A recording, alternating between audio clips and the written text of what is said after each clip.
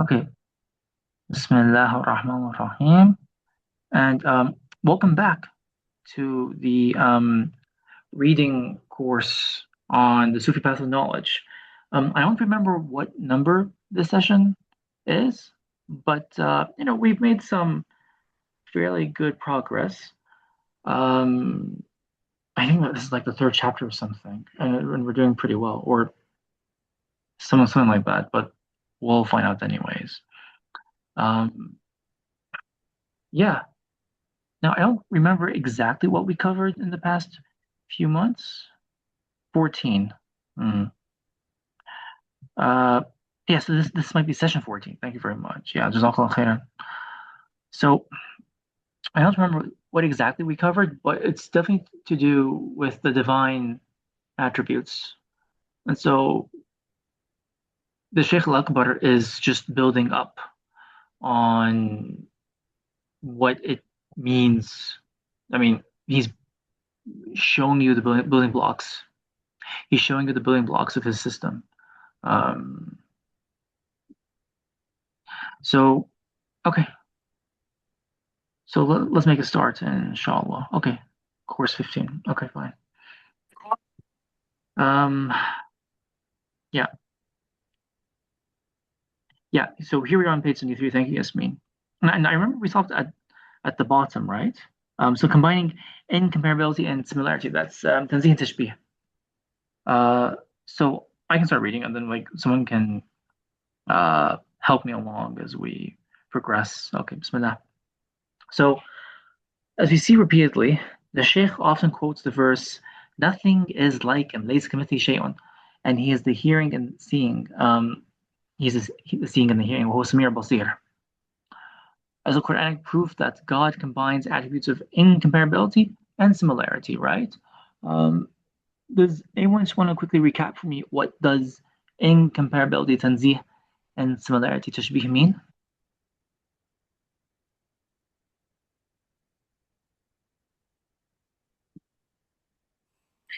Is it basically that God doesn't isn't like basically uh wait the absoluteness of God would be incomparability, and similarity would be those things that we also manifest from him and we know basically, like hearing and seeing. We can hear and see, but he is the eternal. um, that would be something that only he has in the absolute sense. Yeah, so like if any religion, any philosophy is built on these two really simple ideas of tanzih and tashbih, and it's going to constitute a combination of those two things of some sort. And some religions and philosophies will emphasize tanzih more, and some religions and philosophies will emphasize tashbih more, right? So tanzih is the way in which God is not like us. He's unlike us. لَيْسَ كَمِثْلِهِ شَيْءٌ. There is absolutely nothing like him, right? And so it tends to emphasize the attributes, the sifat al-jadaliyah, the attributes of majesty, of how different he is to us, of how distant he is from us, right? Whereas the attributes of Tashbih tend to emphasize how close he is to us. And they're kind of like attributes of warmth, and nearness. So the sifat al-jamaliyah, the attributes of beauty, right? And so you need both to be able to see divinity properly. If you've only got one, then you're blind in one eye. And so your spiritual vision becomes lopsided. So that's why we talk about them. Okay, so this is what the Sheikh Al-Akbar says now in the Futuhat al-Makkiyah.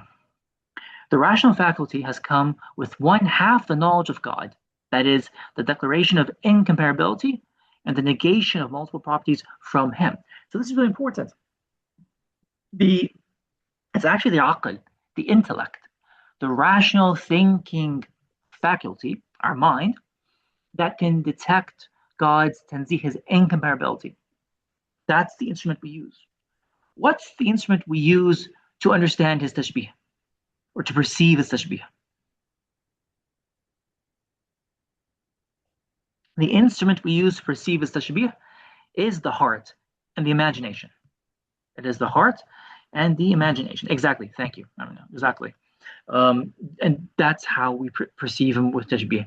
And so, if you only know God through your rational faculty, that's just one half of knowledge. And that's mentioned in the Fusus al-Hikam and Fass al-Yas. So he mentions that, like, the Prophet Sayyidina Idris alayhi salam, he became a pure intellect. His knowledge was the knowledge of holiness, but he was so proficient in the knowledge of God's holiness that he himself became a disengaged spirit and intellect, as if he became pure light. And so he joined the angels. Now, the angels specialize in the knowledge of intellectual spirituality. They know God through the intellect. If you think about your body, there's a reason why each faculty is placed in the position where your body is. Okay, so the intellect is close to your brain, so it tends to be up above in your body. Whereas the faculties of passion, like your appetites, they're below, they're lower, they're base. But the attributes and the faculties of what are high and lofty, they're up, like in your brain, right? Um, so the angels are like that. They're lofty, and they understand God and they connect to God through tanzih mainly, through his incomparability. So Sayyidina Idris alayhi salam, he was like that. And so Sheikh Al-Akbar says he only had one half of knowledge. So he says something strange. He so when he did that, he ascended to heaven as a pure intellect, but in order to complete his knowledge, he required the knowledge of tashbih, the attributes of similarity. So he came back down. He descended as Ilyas in order to complete his knowledge. So any like religious, spiritual person, even if they're extremely personal, excuse me, even if they're extremely spiritual, if their knowledge of God is primarily through the intellect, right? That's just half of knowledge. That's not full knowledge. So then the Sharia brings you the rest of that knowledge through tashbih. And that's why the divinely revealed laws, the laws given to the prophets, what are called the Sharia, are so important. So then he continues, but the lawgiver brought news of God by affirming what the rational faculties proofs the lala have negated from him, and establishing what the rational faculty has stripped from him. Because it's the rational faculty's job to tell you what traits are impossible for God and therefore inappropriate to his majesty. The lawgiver brought both things because of the perfection appropriate to God, while rational faculties remained bewildered. This is the perfection of divinity. The sensory and imaginative faculties demand by their essences to see him who brought them into existence, while rational faculties demand by their essences and their proofs, such as negation, affirmation, necessity, permissibility, and possibility, to know him who brought them into existence. Hence, God addressed the senses and imagination with the disengagement, tajreed, established by the proofs provided by rational faculties. The senses listen to God's address, and they and imagination become bewildered. They say, we have nothing of that in our hands. Then God addressed the rational faculties with the declaration of similarity established by the senses and imagination. So he talks to each one with the opposite of what they bring. The rational faculties listen, become bewildered. They say, we have nothing of that in our hands. Just to show you that there is no faculty we possess that's complete. Each one is incomplete in itself, which establishes God's tawheed, right? So God is high above the perception of rational faculties because you don't have one faculty that can perceive God like completely. If you want to see God completely, You need the assistance of all faculties, which just proves that you're poor. You're poor towards your faculties, you're therefore poor towards God. There is no one faculty that can perceive God completely. Imagination can't perceive God completely. The rational faculty can't perceive God completely, right? So then he says in a different passage, sound rational faculties, which recognize God's majesty, are bewildered.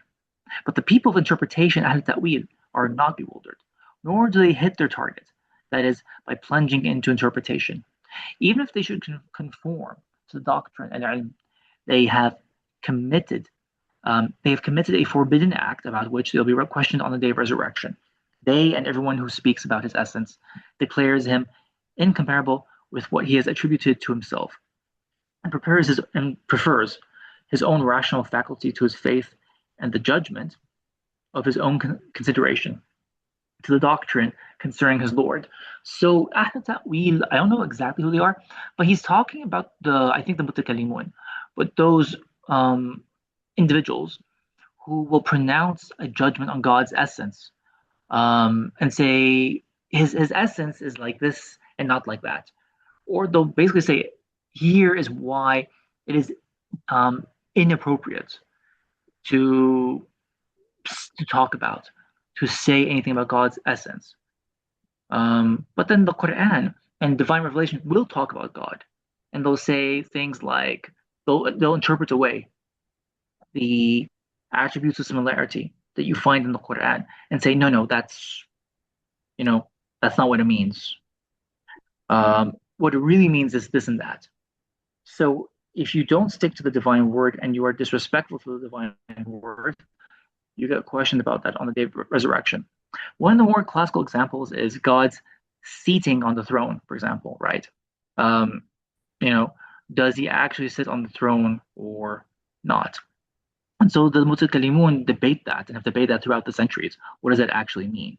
Um, but the Sheikh Akbar's method is that you stick to the word that God has provided in the Quran and you view the verses of Tajbih through the lens of Tanzih.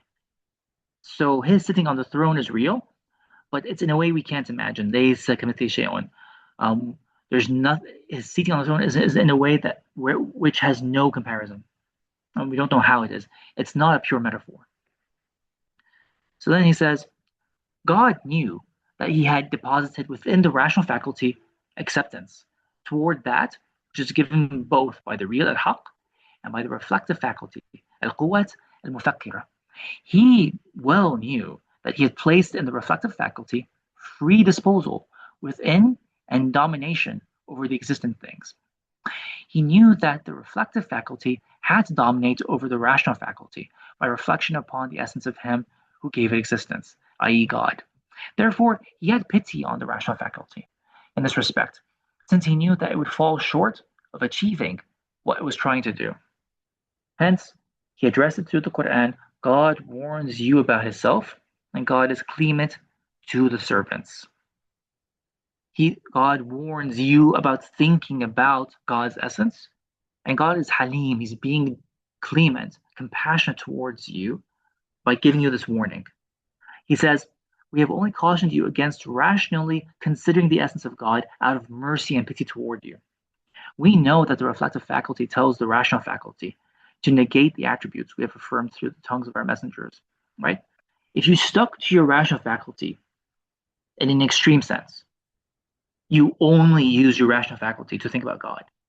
The rational faculty by itself will negate what the messengers bring, which you can't do because we have faith in what the messengers brought, so we believe and affirm in what they brought. So you therefore have to affirm what they have brought. So people reject these attributes with their proofs. So the ones who do that are deprived of faith and suffer everlasting wretchedness, shaqawa. Then God commanded the messenger of God to prohibit us from reflecting upon God's essence. And their doctrines became diverse. Each of them spoke about what his own consideration required.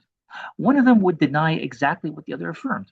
They did not agree on a single thing concerning God in respect of their consideration of his essence, and they disobeyed God and his messenger by speaking about it, since God had prohibited them from doing that out of mercy toward them. They shrank from God's mercy. So their striving goes astray in the present life while they think they are working good deeds. Some of them said he is a cause, like he is a sabab. Others said he's not a cause. Others said the essence of the real cannot be a substance, an accident, or a corporeal body. On the contrary, his being, his aniya, is identical with his quiddity, his mah. So his aniya is identical to his mahiyya and does not fit into any of the 10 categories. These are the 10 categories of Aristotle.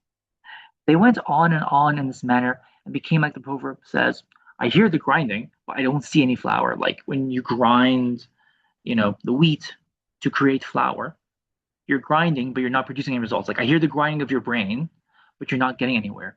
You're not actually reaching the reality of what God is. Then the law came from the messengers. So when the law came, it contradicted everything proven by rational faculties. It mentioned God's coming. So these are the sorts of things that the rational faculty finds abhorrent. It mentioned God's coming, descent, sitting, rejoicing, laughter, hand, foot, and every attribute of temporally originated things. Temporally originate means arising out of time, because laughing is something that happens in time. You don't tend to think of it as an eternal attribute, whereas the rational faculty needs to have an eternal attribute when it talks to God, because only eternal attributes are appropriate to God's majesty for the rational faculty. Yeah, things that has been um, temporally originated things that has been transmitted in the sound traditions in the hadith. Then it brought the Quranic verse, there is nothing like him, even though these attributes have been affirmed. If they were impossible, if they were really impossible, as the rational faculty indicates, God would not have ascribed them to himself. And the true report would be a lie. But God sent no messenger save with the of um, tongue of his people that he might make clear to them what he sent down to them and that they might understand. The prophet made clear, delivered the message, and called God to witness before his community that he had delivered the risala, the message.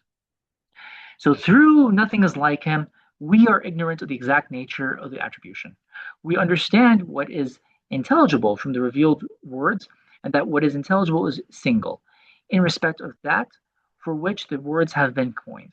But the attributions are diverse in accordance with the diversity of the objects to which attribution is made, though the realities are not diverse, since realities do not change.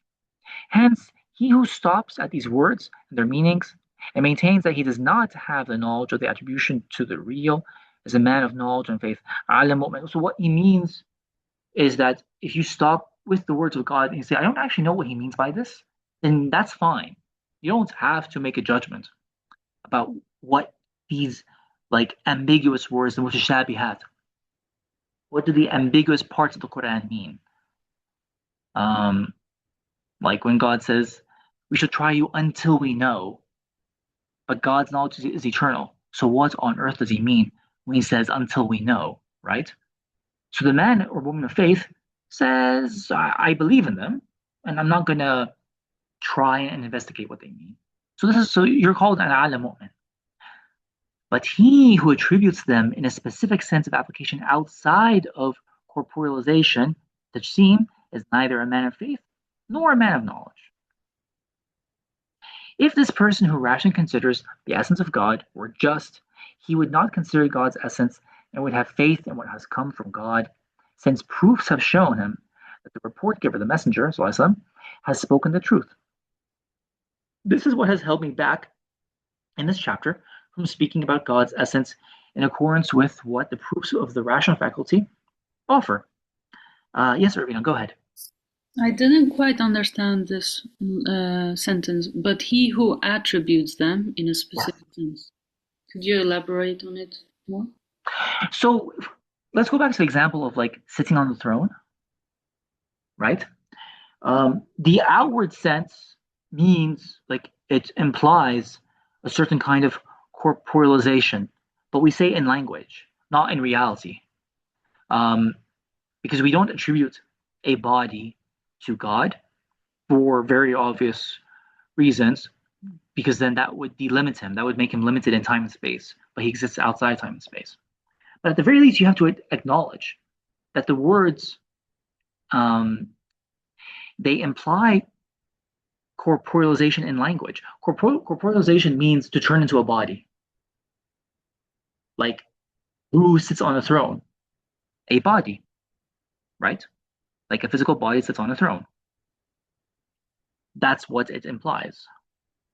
Um, so he's talking about the difficulties of doing tafsir, right?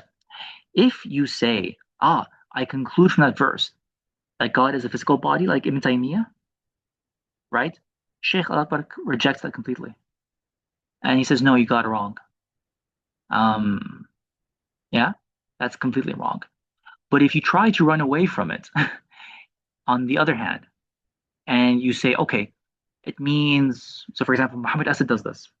So he's following like a Mu'tazili approach.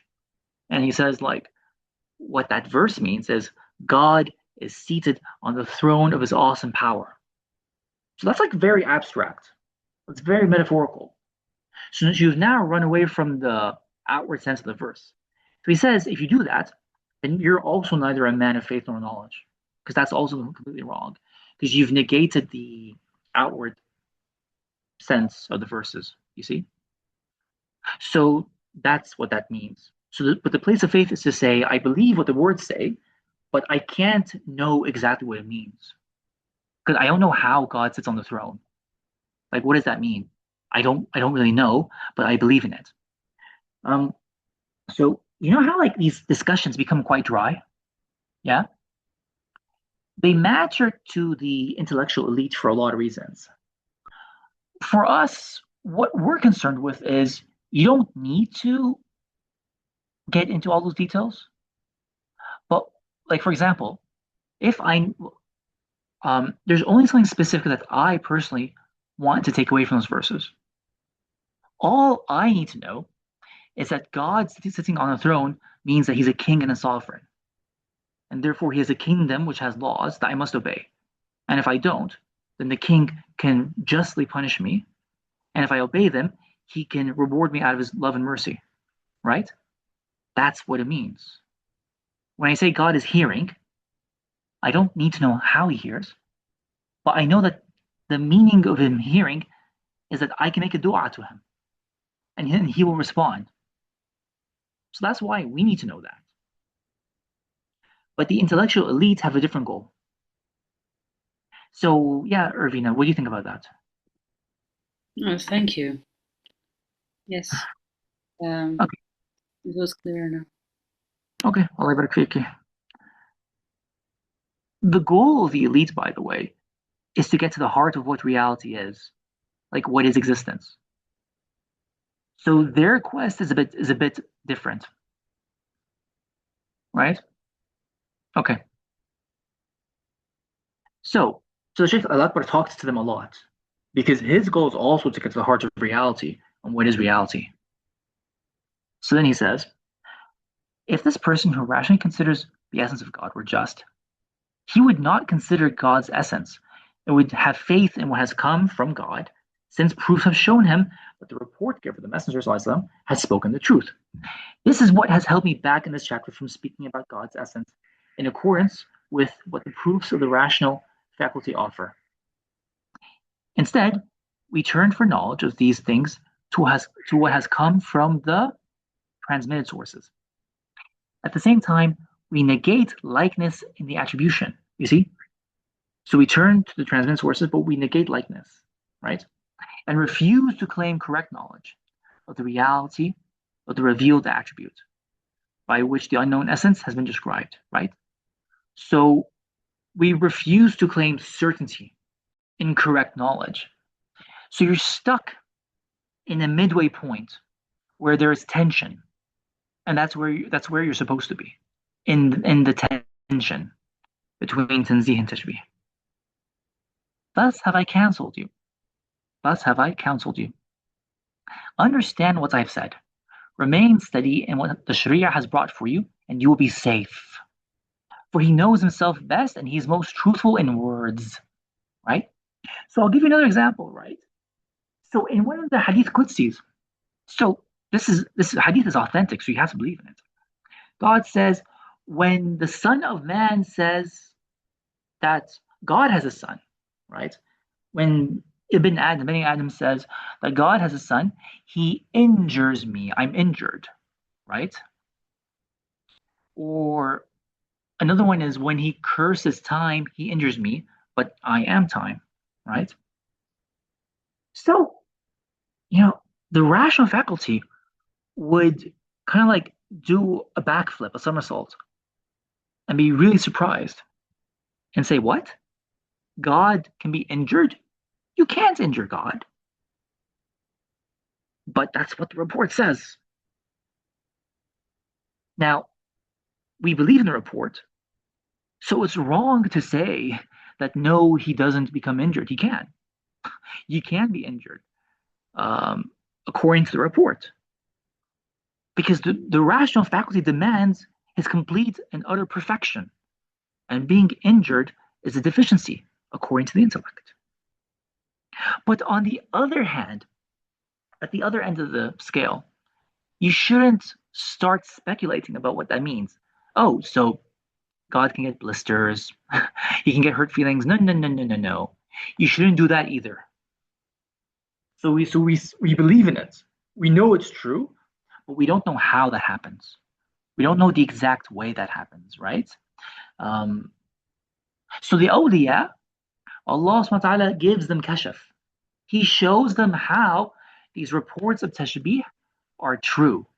He shows them how it's true. But it's not something you can explain easily. And by the way, Irvina, that's exactly correct. SubhanAllah. Um, so Maulana narrates a story, but the story is, of course, based on another Hadith Qudsi, right? And so, isn't it funny that the scholars who incline more towards the rational mind, they don't like these stories that much, right? Or they don't emphasize them. Let's say they believe in them, they're pious, but they don't emphasize these stories. So the story that Irvina just mentioned in the chat, it comes from another Hadith Qudsi, in which on the day of judgment, uh, people will come to God, and God will tell them, "Oh, son of Adam, I was hungry, and you didn't give me food to eat. I was thirsty, you didn't give me water to drink, and I was sick, you didn't come visit me." Right? Is there anyone here who hasn't heard that Hadith Qudsi? Because it's a remarkable Hadith Qudsi. Um, and then the son of Adam is shocked. He says, "Excuse me? Aren't you the Lord of the worlds? Aren't you the Lord of the worlds? Like, how am I supposed to feed you or visit you? Like, isn't that a bit crazy?" So then God responds to him and says, "Had you visited this person who was sick, you would have found me with him. You would have found me with him." Right? So there's so many hadith like that. And you know, Sidi Muhammad, like the reason you love the hadith and Irvina brings up the hadith is because like it belongs to like the attributes of tashbih, which bring you closer to God, right? And it, you know, like it's a very warm hadith, which does not turn God into an abstract concept, because God's not an abstract concept, right? If anyone knows that Hadith Qudsi, do you know like that Hadith Qudsi has an exact parallel in another religion? Does anyone know what that religion is and which particular book?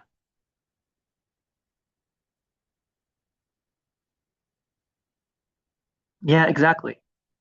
That Hadith is found in Christianity, in particular in the Gospel of Matthew.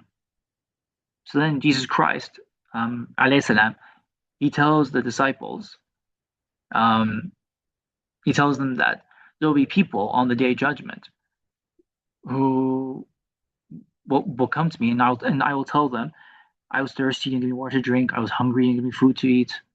I was sick, you didn't come visit me. I was persecuted, you didn't help me." Right? And so, right, those people are going to have a hard time. And then there's another group of people whom he'll tell them, you gave me water to drink, you helped me when I was persecuted, you gave me food to eat, water to drink, and then they'll enter paradise, right? So then, like, I think it was Michelle Chodkovich who said this, that the essence of hell, the reality of Jahannam hell, comes from that hadith. Like the reality, like the manifestation of Jahannam, it's a manifestation of the hadith, Qudsi, right? Um, yeah, so it's very interesting.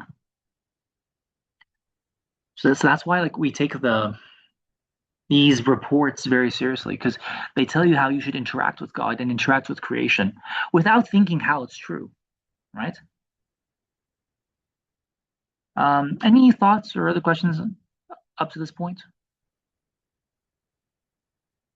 All right, then I'll try and finish let's see, this section. Oh, so some ways to go. Actually, we're at the end of the chapter, which is really nice. Okay, so we're actually on chapter two.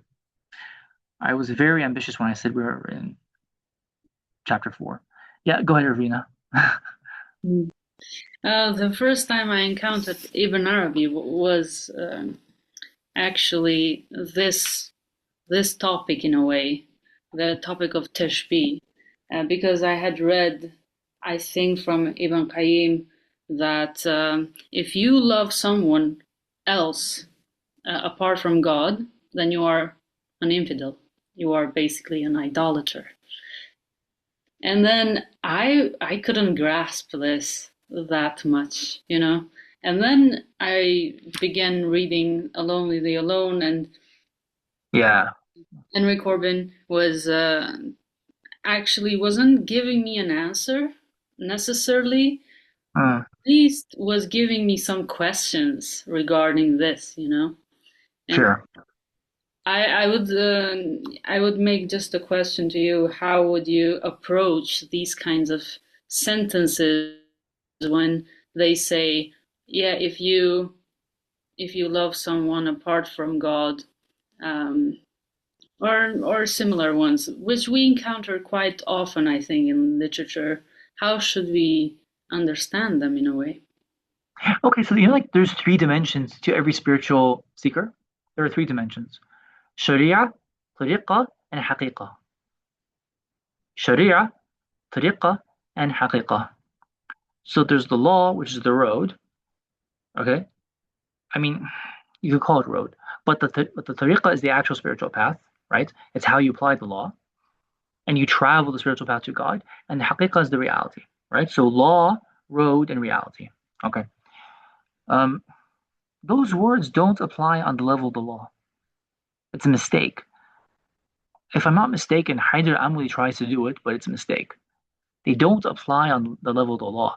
Like, if you love someone other than God, you're not literally a kafir. A'udhu billah, right?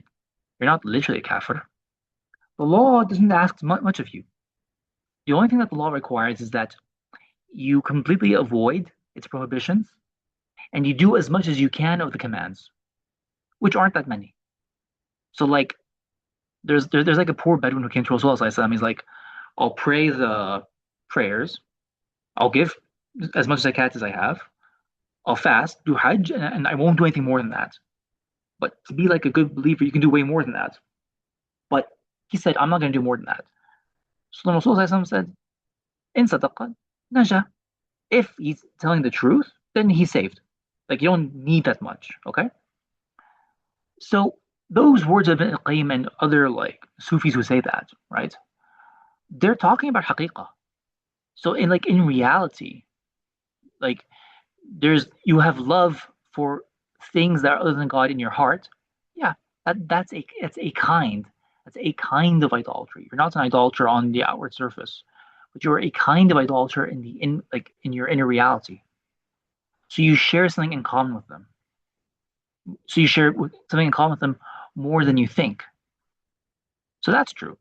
And that becomes like a big issue if you're like you know, like a great saint, a great wali of Allah. That's a big issue for him, yes. But for other people, that's actually like their normal state. To not have purified the heart completely, right? So that's how I talk about it. The statement applies on the level of haqiqah. It doesn't apply on the level of sharia, if that makes sense at all. Yeah, but in the level of haqiqah, then who would the lover be? So there The, would be the lover is always God. You just don't know it. You're ignorant of it. The lover is always God. So behind the idol is God. two. Behind the thing you love, let's say it's money or it's if you love someone intensely, uh, you know, but you don't see what's the reality behind that person. It's still God, but you're just ignorant of it. It doesn't matter what it is, whether it's money or Layla or or an idol.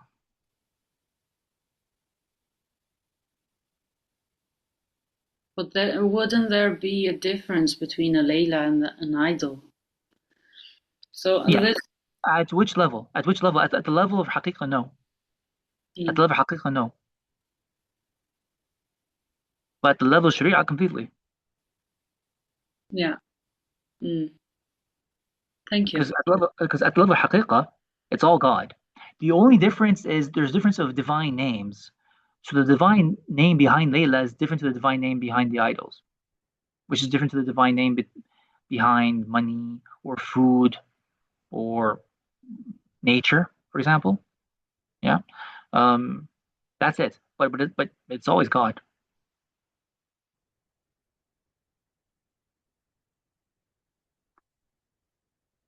CD Muhammad, you had a question, right? It was more like an addition to what you guys were talking about. Yes. So you know how you're describing people who separate the seen from the unseen, or Yes. separate like God saying that you didn't come visit me. It's Yes. I've experienced this personally, but it's like a form of religious OCD where you're compartmentalizing the seen from the unseen, the dunya from the akhirah, Yes. and it the way it affected me was I struggled to show up for people because I felt, my niyyah wasn't pure. When if I was Mm. to show up for them, I would be showing up for Allah. But I just couldn't you know, understand how I couldn't rationally make sense of that at the time. Mm. Subhanallah. Subhanallah. Yeah, thanks. Thanks for that. Really interesting. And you're exactly right, Amina. Yeah, I love that poem, by the way. Listen, O dearly beloved. Yeah, it's at the beginning of the book, Ocean Without Shore. Why don't you breathe me in everything you breathe, smell me in your perfume, taste me in your food? Yeah, that's what the spiritual speaker is supposed to do, to perceive God in everything. Okay, then let's try and finish up to the end of the chapter then, because it's just a couple of pages. Okay, so he says, He has only taught us in keeping with how He is, right? Because God teaches you what reality is. There is no God but He, the inaccessible, the wise. Glory be to thy Lord, the Lord of inaccessibility, above what they describe. Peace be upon the envoys, and praise belongs to God, Lord of the worlds. The real describes himself by things with which rational proofs declare him incomparable. Hence, these things can only be accepted by way of faith and submission, or for him who adds it by interpretation, ta'wil, in the mode appropriate for rational consideration. The people of unveiling, who possess the divine faculty that is beyond the stage of reason, recognize this, just as the common people understand. They know why God accepts this description, even though he is incomparable through nothing is like him. But this lies outside of what can be perceived by the rational faculty through its own reflections. So the common people stand in the station of declaring similarity. The people of unveiling declare both similarity and incomparability. The rational thinkers declare incomparability alone. Hence, God combined the two sides in his elect. One of the most important things that I talk about when it comes to tashbih, because tashbih tends to get the short shrift, the short shrift in Islam, yeah, or given the cold shoulder, um, is that tashbih helps you to perceive God's presence in the cosmos and in the world. So Shamsuddin Tabrizi talks about that, like in a humorous story, in a funny story, when a man criticizes one of the rational philosophers, one of the rational mutakallimun, um, thinkers, and he rips his shirt apart, and I mean his own shirt, and he says, "You get lost, just as you have made God lost from our world. So you go get lost, just as you have made God lost from our world," which is the problem of being overly obsessed um, and overly dedicated to the rational faculty. Yeah, and what happens if you rationalize God too much? Because for the average person, God is primarily an experience more than a mental abstraction. So people want to know how to experience Him. So that's what the Sharias do, not just Islam. The divinely revealed laws show you how to experience God. This is what people really need. This is why what God brings and what the messengers bring are something called Sha'ar Allah, the waymarks of God. Like they point to Him.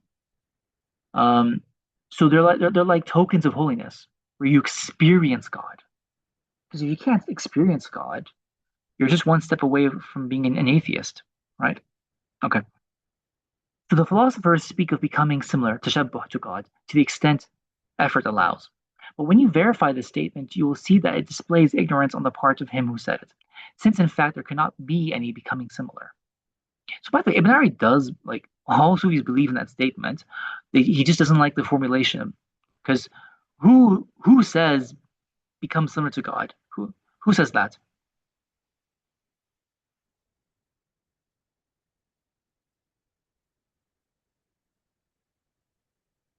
Someone who doesn't believe that God is infinite, maybe, or Yeah, but no, no, he believes God is infinite. But who has said that historically speaking? So the Islamic philosophers have adopted this formula, but where did they get it from? It's actually from Plato, which is a remarkable statement because it's completely analogous to the Sufi command, تخلق الأخلاق, right? تخلق الأخلاق بصفات الإلهية. Adorn yourself with the characteristics of divine attributes, right? So it's very similar. So this statement is actually Plato, and it's an ingenious statement. But so he's not criticizing the idea; he's just criticizing the way it's said. So he says, but when you verify the statement, you'll see that it displays ignorance on the part of him who said it, since in fact there cannot be any becoming similar. Like you can't actually become similar to God. Like how's that possible? If you verify that statement. If an attribute subsists in someone, then it belongs to him, and he has the preparedness for it to subsist in him, right? Hence, the preparedness of his own essence required it.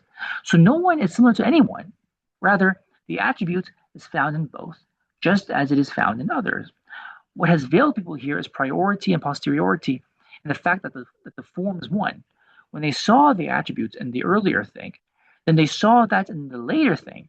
They said that the later thing is similar to the earlier thing in this form. They did not know that its reality in the later thing is its reality in the earlier thing. If it were, as they say, servanthood would jostle against lordship, and the realities would be nullified, right? Like you can't become God or become like you can't turn into God because then like you're saying something different about the realities.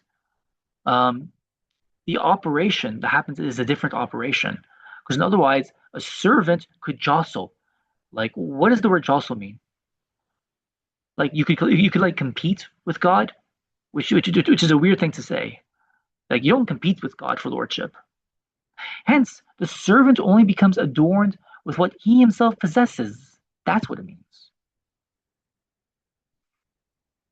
And the real only becomes manifest in what he possesses, what God possesses, whether attributes of incomparability or attributes of similarity. All of this belongs to him. Were this not so, everything he has described himself as possessing would be a lie. But God is high exalted above lying. Rather, he is as he described himself, in terms of inaccessibility, greatness, invincibility, tremendousness, and the negation of likeness.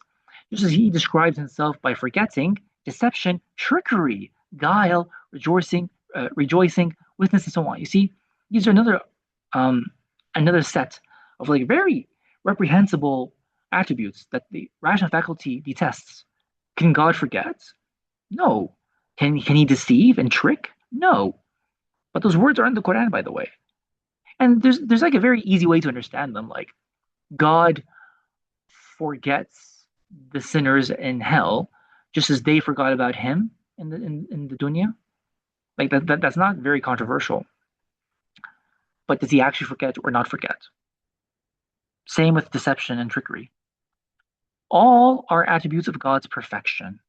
He is the by the way, so Ibn Arabi says this like the reason we forget is because God forgets. In the same way that like I can see because God sees.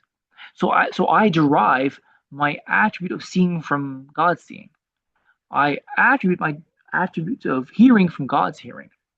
And I derive my attribute of like being free to act, having the power to act from God's name, the powerful, and the fact that we're created upon the divine form completely. It's the same with forgetting and deception and trickery. But it's just that our form of forgetting, like as we currently do it, it's like a very it's a very faded shadow. It's a very faint shadow of the actual divine attribute of forgetting. So all are attributes of God's perfection. He is described by them as his essence requires, and you are described by them as your essence requires. So the way it applies to his essence, though, is completely different to the way it applies to my essence. That's the only difference. The entity is one. The properties are diverse. The servant serves. The all merciful is served. And subhanAllah, like his this poem is a short quatrain, literally summarizes the entire section. Like this is literally it. You can summarize it all in just those two lines. God brought the cosmos into existence only so that the cosmos might come to know him. But the cosmos is temporally originated. So nothing subsists within it that is not temporally originated. Knowledge of God subsists within the cosmos either through God's giving knowledge, ta'rif, or through the faculty, i.e., reflection, which he created within it, through which knowledge of God is reached, though only in a certain respect. So he who declares God's incomparability by means of this faculty has come to know him and calls him who declares him similar an unbeliever. He who declares him similar by means of this faculty has come to know him and is ignorant of him who declares God incomparable, or rather calls him an unbeliever. So like the believer in Tanzih calls the believer in Tashbih an unbeliever and vice versa. But he who comes to know God through the divine knowledge giving has combined incomparability and similarity. So he's fair. He is just. He's like very level-headed. He declares God incomparable in the place of incomparability, and he declares him similar in the place of similarity. Each of these three groups possesses a knowledge of God, since not one of God's creatures is ignorant of him, for he created them only to know him. If he did not make himself known to them through this faculty by which knowledge is reached, that is reflection, or through revelatory giving of knowledge, they would not know him, and there would not occur in the cosmos that for which God created in the cosmos.